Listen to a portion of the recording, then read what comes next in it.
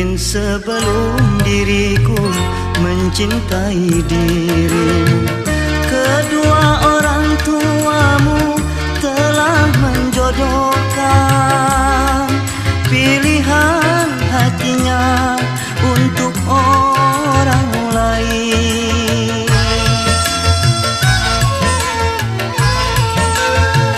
Sehingga kini cintaku terhalang dinding kaca.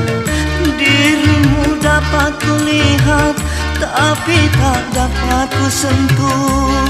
Seperti kemarin kita masih berdua, malam sungguh